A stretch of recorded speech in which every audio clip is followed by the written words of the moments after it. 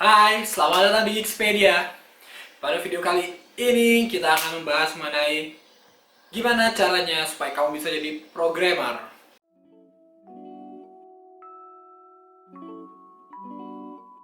Gimana sih caranya jadi programmer? Bentar. Mau minum kopi dulu. Minum kopi kenangan benar. Eh, Gimana sih caranya biar jadi programmer?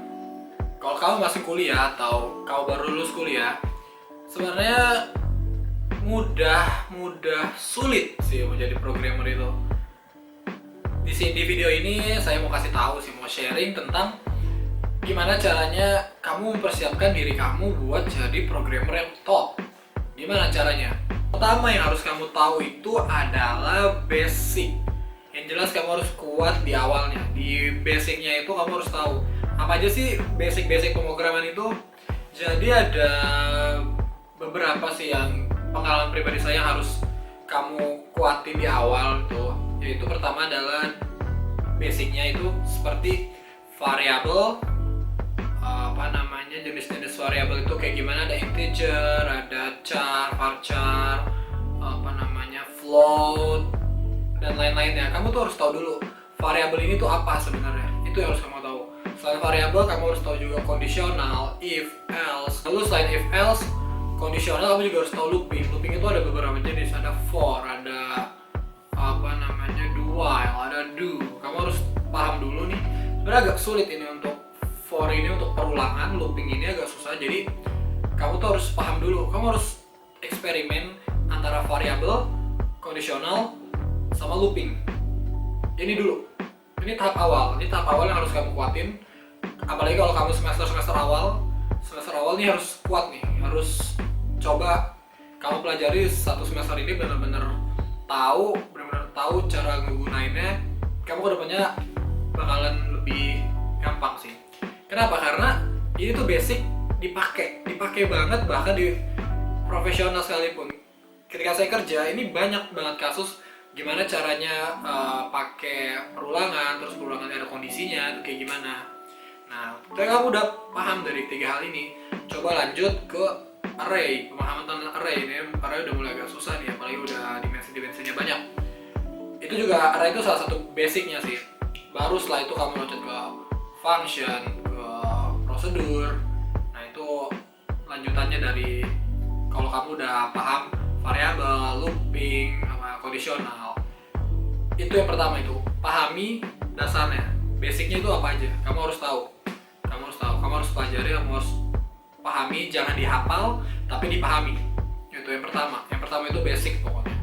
Yang kedua, gimana caranya ketika kamu lulus dari univ, dari kampus kamu ya, caranya biar jadi programmer yang oke, itu update knowledge kamu. Jadi kalau kamu udah tahu basicnya nih, kamu juga harus tahu nih tentang teknologi yang dipakai. Contoh, kayak misalkan website zaman sekarang sih apa sih yang terkenal? React Native, Vue.js. React Native itu buat mobile, React.js maksudnya. Saya programmer mobile soalnya. Jadi pengetahuan ini akan membawa kamu ke banyak hal, ke percabangan ilmu yang lain. Jadi selain kamu tahu teknis, kamu juga harus update tentang teknologinya. Selain itu, kamu juga bisa nentuin di awal arahnya tuh kamu mau kemana. Apa mau jadi web developer, mau jadi mobile developer, yang lebih keren lagi mungkin AI engineer, itu banyak lah. Soalnya berdasarkan pengalaman saya sih ya, kawan-kawan saya ini dulu dan juga junior saya di univ, kalau saya lagi main, mereka itu suka bingung sih mau nentuin arahnya kemana. Mau jadi orang teknis, mau jadi programmer, tapi bingung mau kemana gitu. Passionnya tuh belum ada gitu, masih ngawang-ngawang nih. Oke, mau jadi programmer, cuma nggak tahu programmer mau jadi programmer apa. Nah, ada baiknya makanya kamu tuh harus tahu nih teknologi tentang web, tentang mobile, tentang apa lagi ya, database mungkin ya. Nggak usah mendalami, tapi seenggaknya tahu aja dulu. Jadi kamu punya pengetahuan lebih lah. Jadi kalau kamu gue mau jadi programmer apalah gitu, kamu udah tahu basicnya, udah tahu pengetahuan awalnya tuh kayak gimana gitu. Jadi kamu bisa lebih terarah lah Itu yang kedua. Yang kedua, update informasi lah, itu informasi teknologi, web, mobile, apalagi ya, AI, database, banyak lah.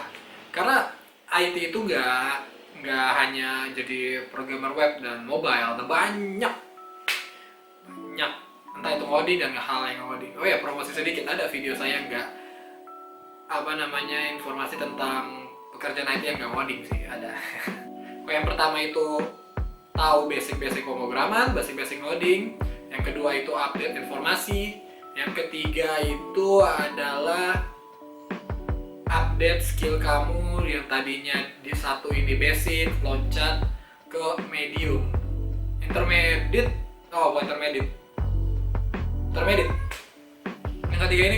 Yang ketiga ini harus udah update skill jadi lebih advance lah. Ini mungkin kalau udah di semester 6 lah ya, semester 6 atau 7, tapi lebih bagus kalau di 5 sih, lebih keren. Jadi ya, kalau di awal kita udah ngebahas tentang looping, tentang conditioning, tentang variabel, dan hal-hal dasar programming lah pokoknya. Nah selanjutnya tuh kamu harus lebih advance, udah mulai coba hal-hal baru. Kayak misalkan kalau saya sih dulu saya mau belajar tentang web, saya beli hosting, beli domain, saya oprek-oprek lah tuh, ada cPanel, ada database. Yang ketiga ini kamu tuh harus sudah mulai masuk ke tahapan intermediate. Biasa sih ini di semester 5, 6, 7 sih, tapi bagusnya semester 5 ya menurut saya, karena itu lebih cepat, lebih baik. Jadi update skill ini adalah lanjutan dari pengetahuan kamu di basic naik ke intermediate. Nah di intermediate ini pengetahuan kamu tuh harus udah lebih lah pokoknya. Kamu harus tahu cara pakai kelas, mungkin ya kamu juga harus sudah tahu connect API. Oh ya, API ini sangat penting teman-teman.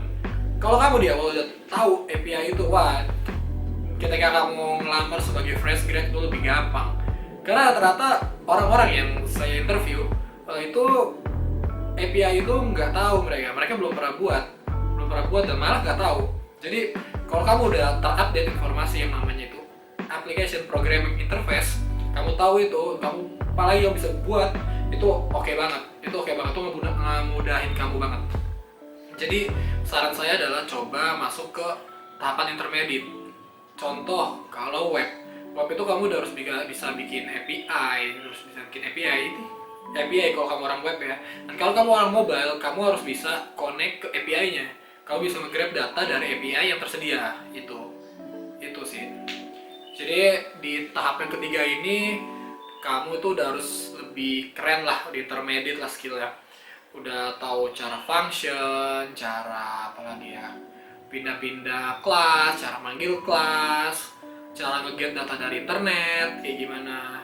Pokoknya itu udah lanjutan dari skill basic kamu yang taunya cuma variabel, looping, kondisi. Sekarang udah lebih advance lagi. Itu saran saya sih, kalau bisa di semester 5, 6, 7 sih. Kalau kamu masih di sekitaran semester itu sih. Lanjut, yang terakhir itu yang keempat, bikin satu project. Entah itu project TA atau non TA lah ya. Tapi kalau misalkan lebih mudahnya sih bikin TA sih. Jadi sebisa mungkin TA kamu itu bikin sebuah sistem lah. Jadi ada portofolio ketika kamu ngelamar sebagai programmer, kamu ada buktinya kalau kamu tuh bisa ngoding. Gak cuman lulusan IT doang, maksud IT yang nggak bisa ngoding sih ya ada. Cuma mungkin memang jalan mereka beda, bukan menjadi ngoding. Karena kalau kamu udah punya portofolio, itu bisa jadi nilai lebih banget buat perusahaan yang interview kamu. Jadi kamu fresh grad tapi kamu udah siap untuk bekerja, tandanya kayak gitu. Kamu udah bisa paham kalau IT itu kayak gimana, kalau ngoding itu kayak gimana. Jadi coba usahakan bikin satu project itu kayak misalkan walaupun nggak ada uang ya, misalkan cuma project iseng-iseng kayak bikin website komik mungkin ya, website komik, terus bikin website tentang pencarian lokasi, itu boleh.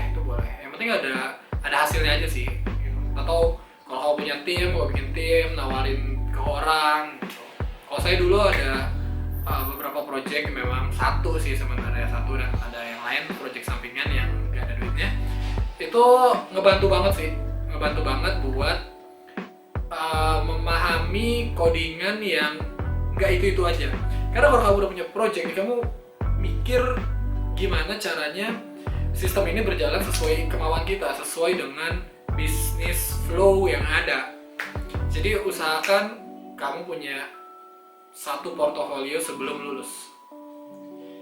Jadi ada 4 hal yang menurut saya itu akan jadi sebuah nilai lebih banget buat kamu yang masih kuliah mau jadi programmer ketika lulus nanti, dan jadi lebih mudah untuk dapat kerjaan. Yang pertama itu adalah kalau kamu semester awal, walaupun kamu masih baru, tapi hal yang paling saya sarankan adalah kuatkan di basicnya. Kamu harus tahu basicnya itu apa aja. Yang kedua adalah update knowledge tentang teknologi, entah itu web, mobile, atau yang lainnya. Nah, di poin kedua ini banyak banget informasinya. Kan internet udah ada kan? Kalau kamu orang IT nggak bisa menggunakan internet dengan bijak, wah, parah ya. Oke, itu yang kedua. Yang ketiga, upgrade skill teknis kamu yang tadinya di awal ini kamu cuma tahu basic. Yang ketiga ini kamu udah harus tahu intermediate-nya, cara-caranya, function, API, terutama API sih, karena zaman sekarang itu serba API. Saran saya sih tahu cara penggunaan API sih itu. Yang terakhir, yang keempat adalah portofolio.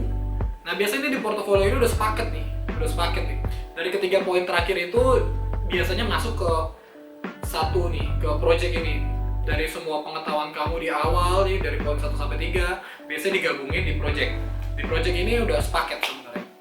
Jadi ada 4 hal yang harus kamu pikirkan, yang mungkin kamu lakuin untuk memudahkan kamu di masa depan untuk menjadi seorang programmer yang oke, yang keren. Ya, kalau video ini bermanfaat, seperti biasa, tolong di like atau subscribe atau ya share lah ke teman-teman kamu. Itu aja sih dari Geekspedia undur diri. Bye.